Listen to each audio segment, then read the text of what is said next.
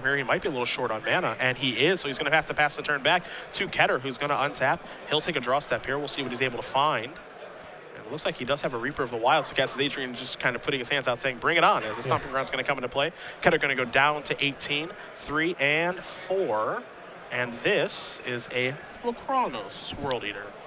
So as bad as this is for Adrian, it's better actually that it be this rather than a Planeswalker. Yeah. As it means if he can find Supreme Verdict in time, he can clean up all the damage. Kent going to draw a card here. He's going to play Overgrown Tomb untapped. Look like he's going to go with the Dragon. That's exactly what he's going to do. So he's going to come across for 9 points of damage. Sullivan's going to move down to 11. And, you know, you have to probably assume that Adrian does have a Verdict in his hand. He's just looking to draw an untapped land here. Looks like he does add a card to his hand, but I do not believe that it's a land. And he might have to cast a Divination to get out of this. And if he casts a Divination, he might just be dead on board. Hey, Ketter has 10 power in play. And then he can activate the Monstrosity. Yeah. And the draw was a land, but it was a tapped one. It was a copy of Temple of Enlightenment. And as great as that card is, it's not the land that Adrian's looking for. You see him going to scry here. You see a Divination in his hand that he probably can't afford to cast. He might have a Detention Sphere over there, to be fair, so he could still certainly be okay here. And he is going to cast Detention Sphere, so he's doing all right. This is going to take care of the World Eater with the Azorius Enchantment. Pass the turn back. Ketter will take an untap step. He'll take a draw. See what he's able to find here. He does have another Storm Breath in his hand. But I think ideally he would like to leave that Storm Breath as kind of leftovers. Yes. You know, he's got, of course, Supreme Verdict has to be on his radar right now. If he can force Adrian to pull the trigger on Supreme Verdict while keeping Storm Breath Dragon back in his hand, that's the best of both worlds. He's going to just attack here for 5. He's going to play a Reaper of the Wilds and pass the turn back.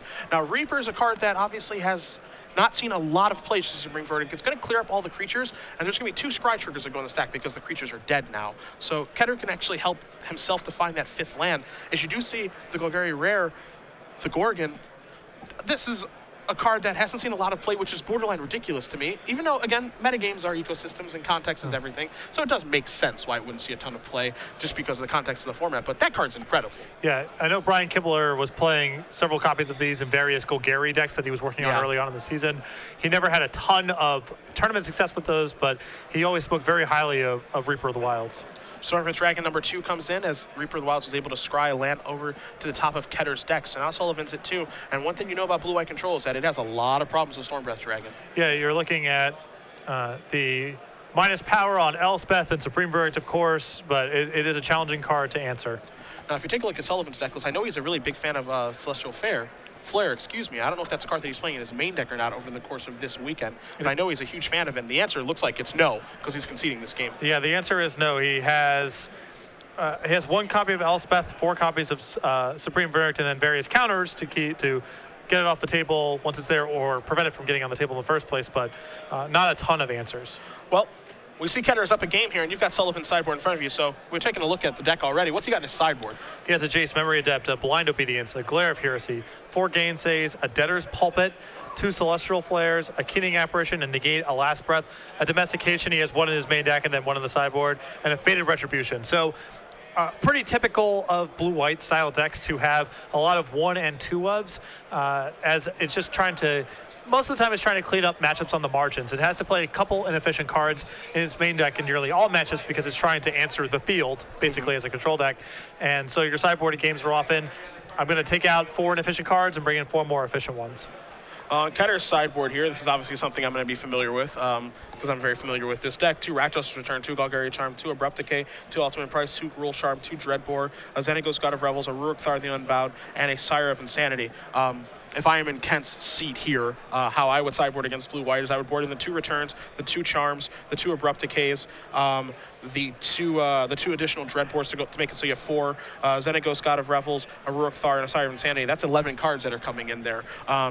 Dreadbore, particularly good in this matchup because it's a way to answer Jace. It's a way to answer people who bring in Archangel of Thune and or Brumaz, and it's also a way to answer Elspeth. So it has a lot of practical uses in this matchup, and the way that blue-white decks sideboard against you, it's good against that as well. Rakdos Return, obviously good against a control deck. I don't think that needs much explanation. Same thing can be said about Abrupt Decay against Detention Sphere. You like Golgari Charm because it takes care of Detention Sphere, but it also has a regeneration effect against Elspeth and Supreme Verdict. So that card's obviously quite good in this matchup. And then Rurik Thar and Sire of Insanity are just 2 6-mana haymakers that if they resolve, chances are you're probably going to win. Yeah, they're both very close to game over. Yeah. And the same thing can be said about the Xenagos God of Revels too. And the reason, that that's just a one-off in the sideboard, it's just kind of a miser's one-off, honestly. It's really good if you draw it, but as we discussed when we saw Green and Monsters a little bit earlier, the second one is basically a blank card. Yeah, and it's interesting to see how Adrian's going to sideboard. Usually when you're playing against creature decks in general, you're trying to remove your counter spells for more sweepers or more things to play to the board. Because your counters aren't as efficient as spot removal or just your own big threats or what have you. If Adrian's familiar with this list, and like you said, you posted this and talked about this, the counter spells are actually pretty good. You're bringing in a lot of 5 and 6 mana cards. Yes, they are good. They're still valuable. So it's interesting to see if Adrian's, first of all, going to identify this, and then if that's the case, how does he sideboard in the face of those cards? Maybe he actually keeps something very close to the same 60 he presented in game 1. Yeah, I mean, there's a chance of that. I do like the one Debtor's Pulpit in the sideboard. I like that too. Debtor's Pulpit was a sort of a breakout card at the Return to the San Diego Pro Tour. Dragon's Maze. Dragon's Maze, the Black Pro Tour, as a way in the control mirror match, or for green-white decks to answer Aetherling. It actually effectively stops Aetherling. It can also stop protection from white creatures, because even though Debtor Pulpit itself is white, the land itself is colorless. So you can still target pro-white creatures with your land, which is not the most intuitive interaction. So because of Stormbreath Dragon, big monsters in general, it's possible that card comes in, even though it may not be the deck that Adrian had in mind when he put that card into sideboard. Yeah, it definitely does have its uses here. As you do see, both players will be shuffling up here to get ready for game number 2. Ketter quickly moving up our StarCityGames.com leaderboard here in the race to the Players' Championship in Season 1 qualification. Again, 2 runner-up performances for him. One in Columbus with Red White Devotion, the other one in Nashville with Green Red Monsters. He also has the PTQ Finals off to Green Red Monsters as well, and now he is off to another great start, sitting here at 4-0 with Jund Monsters. He's number 58 on our leaderboard, but he is moving up really fast, 46 points so far this season. And, if he's able to keep it rolling, that overall leaderboard at the end of the year, he's going to be one of those 8 at-large bids. And this is a player that you're actually familiar with prior to his last couple tournaments. When, in Indianapolis, that was the first time that Ken and I ever really talked, but it seemed like you two went back a little bit. Yeah, it was interesting. I played against him. I didn't know him until there was before I guess it was called the Open Series, I guess when they were called 5Ks or 10Ks or whatever they were called. Obviously, this is a little while ago. I flew to Seattle to hang out with my now best friend, Stephen Berkelin, and there was a tournament that weekend. And so I flew there because way back when, there was a Turboland deck that involved Jace and Oracle of Moldiah and Halimir Depths and all this other stuff that I really liked and worked really hard on. I wanted to go play a tournament, and I wanted to go to Seattle anyway because my plan was to move there after graduation. And Steve and I were just becoming friends and flew there during that weekend of the tournament. Now, if you remember the history of this tournament, Lewis Scott Vargas ended up losing in the finals with that Turboland deck, but I played Kent in round 7 or 8. We were both 6-1. Ended up drawing against him, kind of unfortunately knocking both of us out of the tournament. But it was a really fun match. He's a really charismatic guy. Obviously loves playing Magic, and was a lot of fun to be around in our match. He was playing Jund. He was the enemy for that particular round. But it really just stuck with me as just a really nice person to play Magic against. I really enjoyed the experience. And now, a couple of years later, I mean, honestly, maybe 5 years later, now I see him back here in Indianapolis. He lives in Bloomington, which is where I went to close to where I went to college. And now he's just having a great deal of success. You see him play a turn 2 Sylvan Carrington. It's crazy how you meet people many moons ago, and then you see them again, and it's like, I haven't seen you for a while. How you been? And he's like, I'm getting really good at Magic. That's how I've been. And he's been tearing it up recently. You see Adrian's going to play an island and pass the turn back. So no mana issues this game for the blue-white control player. And so one thing that you see a lot of the times, Patrick, with the Green Red Monsters deck, for example, is they'll sideboard out their Caryatids because it's just going to get swept up underneath Supreme Verdict. You see Negate's going to take care of the Planeswalker here, but because there's a black splash in this Jund Monsters deck, you gotta have that Sylvan Caryatid there. And this is interesting too. Adrian actually has no Negates main and 1 in his sideboard, so instead of removing counters, it looks, if anything, like he's brought in additional copies. Yeah, and additional copies, it's essentially a card like Negate. Against just particular green-red monsters, because they have access to in between 6 and 7 planeswalkers, it's great against them. But against this build of Jund monsters, they're boarding in spells. Charm, Rakdos' Return, stuff like that, as you see a Reaper of the Wilds placed under the stack here by Ketter. And Planeswalkers are just the most typical way that this deck goes about attacking people. Of course. Or attacking control decks, rather. Yeah. And Negate is a fantastic sideboard card against both versions of that big green red, or if you do or do not have the black splash. As Sullivan does ask Ketter, how many cards in your hand while this Reaper of the Wilds is on the stack? Looks like he might have a counter spell to take care of this. I don't know if he wants to counter it, though. Seems a little gun shy. It looks like that's going to be good to go. Ketter's going to play a Stomping Ground and pass the turn back here. So Sullivan will take a draw step. We'll see what he finds. If Adrian could counter that and chose not to, that's a pretty bad sign for Kent this game. I'm inclined to agree, and I did see an Essence Scatter in Sullivan's hand, so he chose not to. He made that decision, and now you see he's in the old Tankaroo. See what he comes out with on his turn. Of course, he would like to wait as long as possible to fire off this Supreme Verdict so he can do it with a counterspell backup. So Adrian looks resigned to taking a few lumps here to try to set up the best possible scenario, which is clear your board, counterspell backup, now go to my turn, lock the game up. Using his life total as a resource here is basically what he's doing, as he does pass the turn back here to Ketter, who's going to fire up Mutavault. And he's going to get in the red zone here with Mutavault and Reaper of the Wilds. Now, one thing about Reaper of the Wilds in this matchup, not the best card, obviously going to die Supreme Verdict and stuff like that, but if you're able to untap with it, you can protect it with the Hexproof from Azorius Charm and Attention Sphere and things of that nature. I don't think you're expecting Reaper of the Wilds to actually get the job done here, as a Revelation is going to undo the damage that the Mutavault has done, but more importantly, it's going to get Sullivan 2 more cards to facilitate the game plan that you just talked about. Just make his land drops and try to set up a Wrath and with a counterspell back. There's a Temple of Enlightenment, arguably the best temple in Born of the Gods. Blue-white decks have historically been the ones most equipped to play with a bunch of comes into play tap lands. And now Ketter is going to have Golgari Charm to make it so that he can regenerate his creatures in response to this verdict. So none of the creatures will die. That will be tapped from regeneration. And now we are good to go. So Ketter's going to untap. He'll take a draw here, and he can probably just play the same song and dance if he'd like. Depends on what he drew for the turn. He's going to go with the Temple of Abandon to start things off. Keep that card on top very quickly. Fire up a Mutavault, and red zone it is. So across for 6, Sullivan's going to go down to 10. And I'm interested to see if something like Golgari Charm was even on Sullivan's radar that previous turn. This is another copy of Supreme Verdict, and let's see if that's going to get the job done. Adrian may have felt last turn that I'm okay to cash in this one because I have a backup one.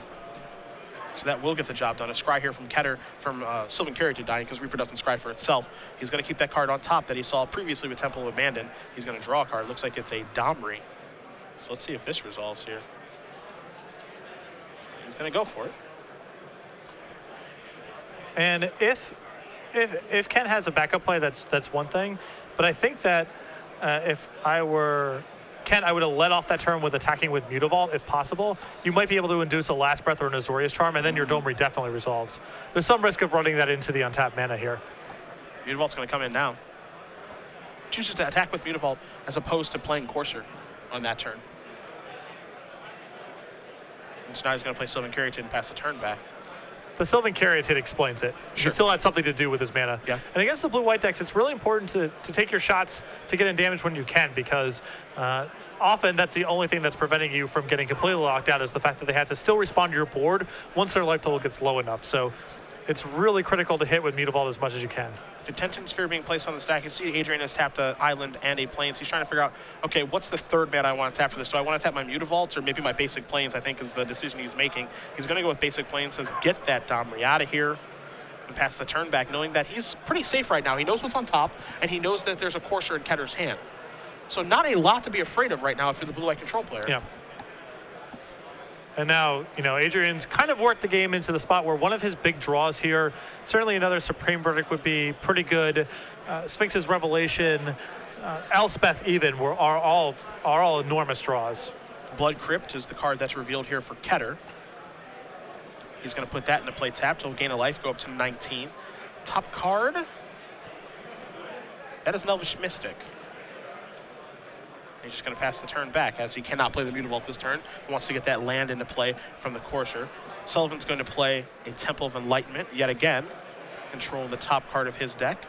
Play a Detention Sphere. And bye-bye goes that Courser. And now here is a Disperse. Ooh. Someone triggered their Detention Sphere and dispersed it. That's what we like to call value. Yeah. That's the old Oblivion Ring trick that we haven't seen for a little while. So now there's an Elvish Mystic, there's Mutavault, and passing the turn back. So that means Sullivan does have an Attention Sphere at the ready. And I know, and I obviously have the privilege of doing this because I get to read Adrian's articles a bunch for the other hat that I wear, but he is a huge fan of Disperse. Yep. Huge, huge, huge fan of that card.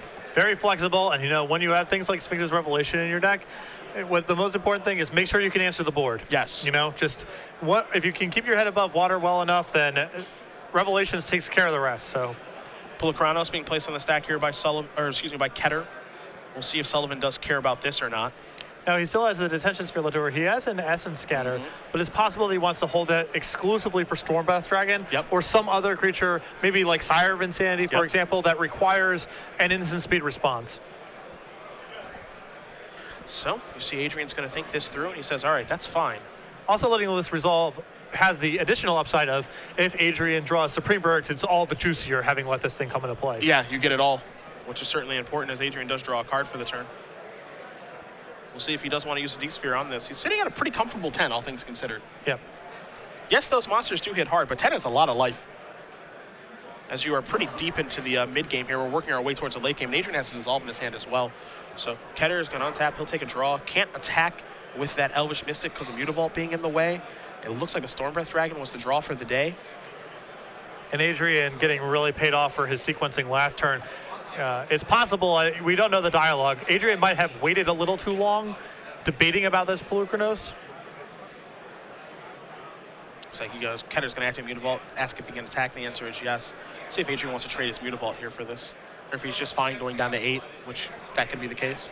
Again, using his life total as a resource. He's just going to pass the turn. So Ketter does not cast the dragon. Very disciplined. There's still cards that Adrian, Elspeth, the most obvious one that would cause him to tap low. So the Stormbreath Dragon, he wants to hold off, maybe set up a turn where he can cast multiple spells in one turn, or hope that Adrian taps low enough to allow him to resolve the dragon. Temple of Abandon's going to leave the top card on top, and now Stormbreath Dragon's going to be placed onto the stack. I can't imagine this resolving. I imagine this gets countered. You see Ketter says, I have no cards. I have a good card on top of my deck, but I have no cards. And this begs the question, too, about the sequencing there from Ketter, because he played Temple first and kept his card on top, whereas if he doesn't do that, now this is giving Adrian pause about if he should counter a spell, I think.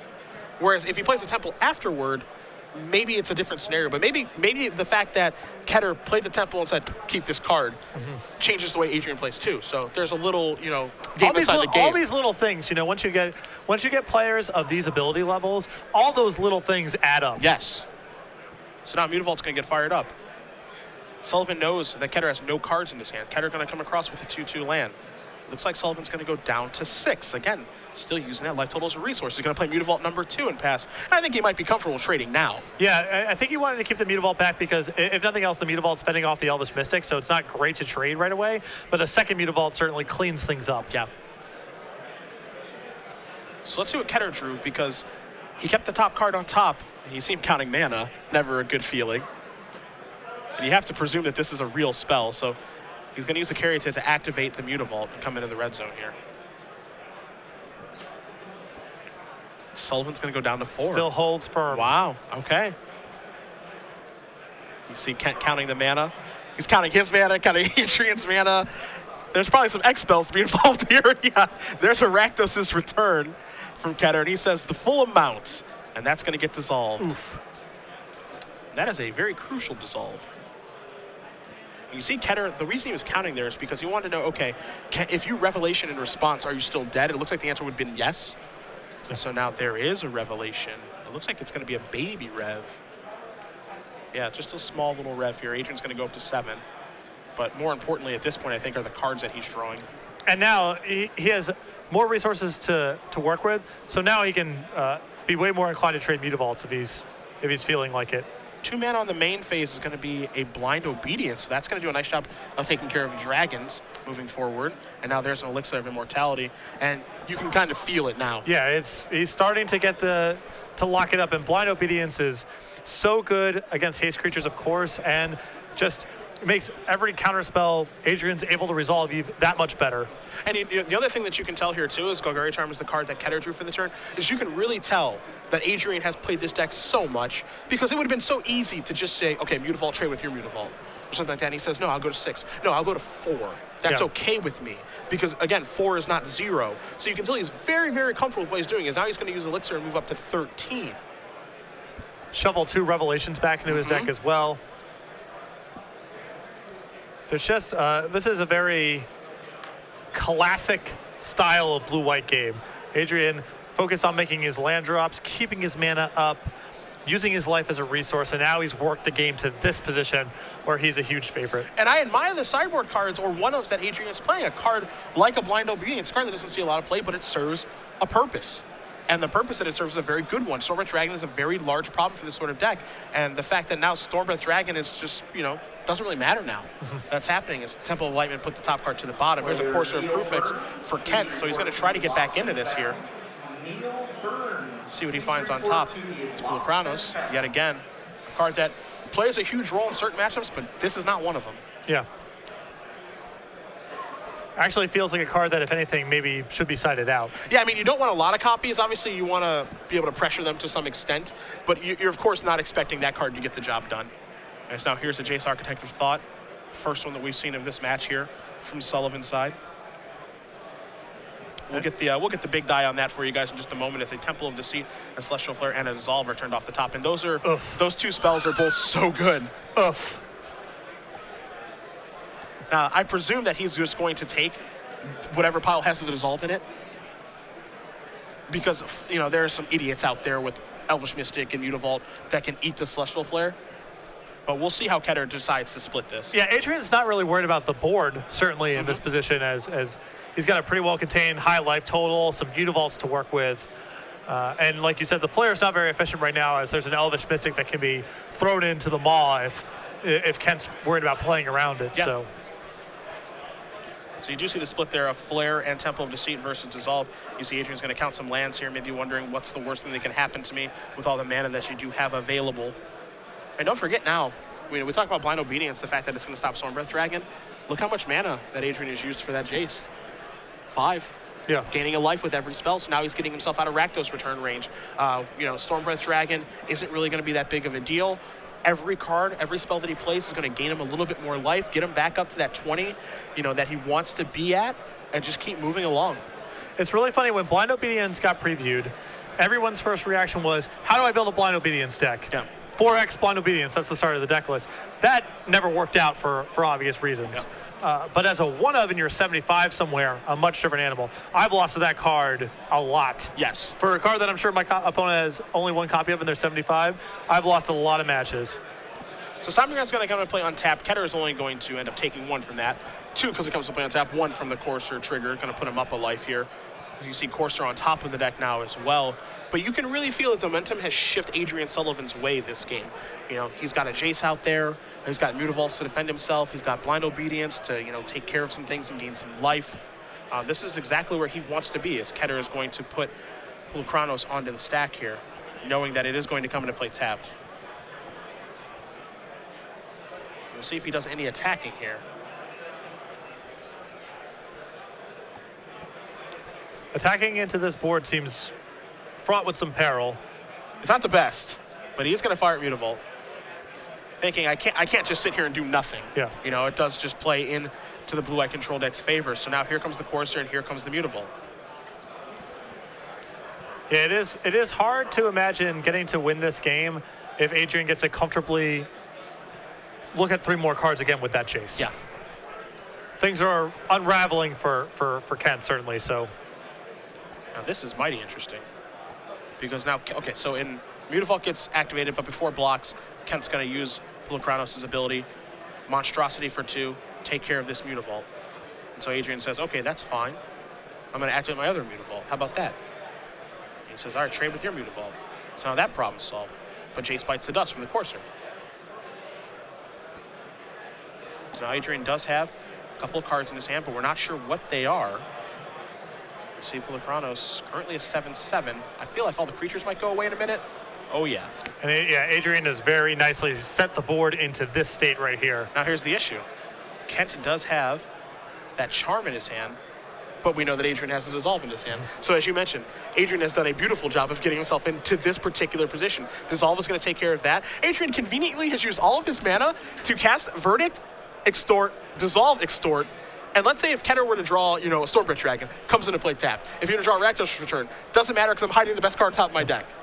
Yeah. Like I said, this is a classic style of blue-white. Yeah. Now, we knew that Courser was coming, obviously, but, just giving examples, you now see Xenagos Scott of the Revels kind of hanging out on top of there, so that's another problem that Adrian has to take care of now. Now all he needs to really do is find one of his big Planeswalkers or perhaps Revelations to really lock this one up. Yeah, just looking for a way to win now. And Sphinx of Revelation does act as a win condition now. Yeah. It would be for far too much. Yes. See Sullivan sitting at 16, Ketter at 14. Both these players sitting at 4-0 here. Ketter did win game number 1, as Sullivan did have some mana problems here, but no problems this game at all for Adrian, as you will pass back to Ketter. Xenagos is going to be the draw for the turn. There is a Reaper of the Wilds off the top soon from Ketter, but he's going to deploy this god. A lot of haymakers in the Jund deck post-board. We're seeing a lot of 4s and 5s and 6s. Yep. You just know that the games are going to go long, and trying to outquick them doesn't really make a lot of sense. You see Xenagos is going to target the Courser. It's going to put Sullivan down to 12, and you see Adrian here not really panic very much. Just say that's fine, not a big deal. Presumably I have answers either in my hand or ones that I can draw to take care of this. Well, I imagine that Xenagos has to be worthy of an answer. I would agree. That card is worth answering. That one's in a different place. Oh, no. Is this the D-Sphere Disperse thing again? Okay, this is... Oh, no, just a whole lot worse. No big deal. Yeah. No, just Elspeth and D-Sphere. So he's going to extort off of the D-Sphere and then play the Elspeth. We'll get some soldier tokens out there for you guys in just a moment. But Elspeth is sitting at 5. And again, Adrian's working with perfect information. He knows that, okay, Reaper's going to be the card that you draw. Let's see what this card is. That's an Overgrown Tomb. Sure, you can play that. You'll gain a life. You go up to 15 because you're putting into play tapped as opposed to untapped. Here's the top card. It's a Blood Crypt. That'll be your draw step for the turn, so I don't have to worry about another spell for at least 2 turns. Here's a Reaper of the Wilds. You see Ketter's going to play that pre-combat, so that if Sullivan does do any blocking, I think it's a Scry. Put that Blood Crypt to the bottom.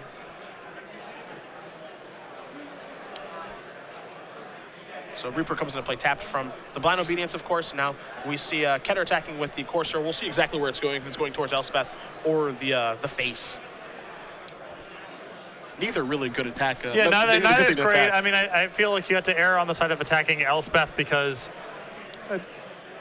Adrian's life total seems fairly high to me, but Ken's going to go after Adrian. Yeah, maybe his thought process is, I need to get you a little lower and maybe hope to peel a Rakdos' Return or something. Maybe that's the way that I get myself out of this situation. Yeah, maybe that Elspeth is essentially immune for this game, so what are you going to do? That's a great feeling. I can't go after your Elspeth. You see Adrian's going to block. It's going to allow Ketter to put the top card to the bottom for the Reaper trigger, and now Okay. All right, that's a magic card. There is an Elspeth in play, obviously, to take care of it, but that's a magic card. It at least forces Adrian, some action out of Adrian. Yeah. Dissolve off the top. It's a good draw. See, because it's counterspell. Counterspell's good. It's good against, whatever. Yeah, most things. Yeah, once you get to this spot, they're just good draws. Yeah. How many dissolves throughout Adrian's 75? He has 3 dissolves in the main deck, and three main. A lot of people always wonder, why can't we just reprint counterspell? Not a good idea. Because cancel is, if anything, quite underplayed in its history through standard formats, and Counterspell is considerably better. I know that Patrick Chapin had designed I know there was talks on social media about him designing a cube that was based off of, the cards that top 8 at a Pro Tour or won a Pro Tour or something like that. I think Counterspell was maybe the most heavily played card of those cards when he was selecting from decks that did this. I'm going to guess that cube, the Pro Tour deck winning cube, is probably filled with a lot of card drawing counterspells and fast mana. That's my guess. Yeah, it's probably if I had to hazard a guess, I'm saying. I'm willing to bet it's filled with a lot of that. You see Dissolve on that Rourke Thar. It's a good Dissolve target. As you do see, Elspeth is going to tick on up here. 3 more soldiers are going to come hang out here. And it looks like Adrian's just going to comfortably pass the turn up with a wall of mana. I know we do have a question here at home on Twitter. Can you please explain the Disperse and D-Sphere thing? I didn't understand since it was too fast. Oh, okay. So what happens is the Detention Sphere enters the battlefield. You choose a target. and that goes on the stack. In response, while that is still on the stack, you disperse your Detention Sphere back to your hand. That causes the when Detention Sphere leaves play trigger to enter the battlefield. That resolves first, but the original comes into play trigger has still not resolved. So the leaves play trigger resolves, it does nothing essentially. Then the comes into play trigger on Detention Sphere resolves, permanently exiling the initial target. Correct. So, it's some fancy pants action. Yeah, so basically what it lets you do is a little 2-card combo lets you reuse your Detention Sphere. You know, that's the first time I've ever seen someone scoop your Revelation. You haven't watched me play very much. That's the first time that's ever happened, as Adrian Sullivan is going to win game number 2 here between him and Ketter. Moving on to game number 3 between these two guys who have just been having a heck of a last, half year. Yeah, it's been a good match so far. It's going to be great for Ken, obviously, to be on the play, as Adrian is so counterspell dense in these post-board games that it's, it being out in front with mana matters for so much. But yeah, at Pro Tour Dragon's Maze, I conceded to Nassif's. I was there. Nassif revelated for 5 or 6, I feel like, around turn 5, and I'm like, all right, we're done. Just pack it up. And he just said thanks. Yeah. Because we both know the outcome. You know what I mean? I have this philosophy. You spend X hours playing Magic, however many that might be. The more of that percentage, you imagine it's a pie, there's 100 percentage points. The longer that you spend playing games that you're winning, probably the happier you are in life in general. So I'm very fast to definitely if I have a flaw as a tournament Magic player that's unique to me, it's conceding way too fast. Sure. I've conceded games at PTQ where I looked at the top 3 cards of my deck and been like, oh well, I guess I was actually probably going to win if I just played that out. But so I lose some matches that way. That's not great. But on the upside, generally speaking, when I'm involved in a match, I'm in the process of winning. Because if I was in the process of losing, I would have just conceded. Yeah, why would I play anymore? Right. That's ridiculous. I don't know who it was. I think it may have been the Nassif match, but I think when I came over, when I was walking through the rows during Pro Tour Dragon's Maze, I think you had a Boros Charm in this deck for lethal, and you're just like, I hope you're not Revelation. And they're like, I have Revelation. And they just tapped all their mana and cast it, and you're like, we're done here. And you just picked them up. Yeah. You're just like, that's fine. You have it. That sucks, but you win. Yeah. I get it. It's, That's a good card, and you win. Right. So you do see both players shuffle up here. No real go back to the sideboard or anything. They're very comfortable with their configuration. Ketter going to be on the play here in round number 5 of 11 here in St. Louis. And just like we answered that question on Twitter, you guys can fire away. We will answer them as you do see Ketter going to go down to 6 at SCG Live, hashtag SCGSTL. You can also tweet myself at Cedric A. Phillips or Patrick Sullivan at Basic Mountain. We do have our handy-dandy iPhones. Fire away, my friends. We got a lot of Magic covered, so we got plenty of time to answer questions. Yeah, it's still very early in the tournament, of course, but I feel like we're starting to see standard kind of shift a little bit, in this tournament. Yes. We're starting to see, we've seen a lot of green-red monsters, and we've seen decks that are reaction to that. We saw the Junk Reanimator list, not that deck won, but clearly trying to go after red-green monsters a little bit. Joe Bernal is doing well in this tournament. He's cut Pack-Rat altogether from his mono black deck, and he's playing main deck Lifebane Zombies. Even if it's starting to feel like small ripples of metagame development are starting to shape up. I was able to talk to Joe while we were on one of our breaks just about that decision and how he felt about it. And he says, you know what? I think that's a good decision. People kind of look at, was Mystic here off of Stomping Grounds. People kind of look at Pack-Rat as a sacred cow of cards that you can't ever touch in mono black, but it has certainly gotten worse over the past month or so. And we know he started off the tournament 3-0. We'll, of course, have updates for you guys on how he's doing and other people that we're following. But he's happy with his choice. Yeah, and Joe, there's a lot of history with that of him as a deck builder, of just not taking anything for granted. And I know that he's pretty closely associated with Caleb Durward, who's another player I consider in the same school of deck building, where it's not about, well, I'm playing this card because it's good. It's just everything's contextual and don't take anything for granted. See Dommy Rat on turn 2 here. Going to put Adrian underneath the gun. Here's a Temple of Silence. So now the counterspell wall's down for Ketter. And it looks like he has a Overrun 2 and a Reaper of the Wilds that he can put into play. And that's just ignoring what he may find off of Dommy Rat. So he's got a nice start here as now. And Abrupt Decay is the draw for the turn. So Domry's going to go up to 5. And we have seen this before. Domry can steal a game against Blue-White Control. Yeah, certainly on a mulligan, turn 2 Domry's as much as you can really ask for here. Turn 2 Domry, turn 3 Clock with Reaper of the Wilds. And if that gets dealt with, you've got an Abrupt Decay presumably to take care of Detention Sphere, whatever that's targeting. You've also got a Mutavault in that row. And now Adrian is kind of on the tap land draw with a third Temple. There's a Temple of Deceit. And even if Domri never actually finds a single creature, the fact that it's threatening its ultimate is really scary. Yes. So we're going up. Let's see what he finds. Doesn't find anything in consequence, just passes the turn back. So Sullivan's going to untap. He'll take a draw here.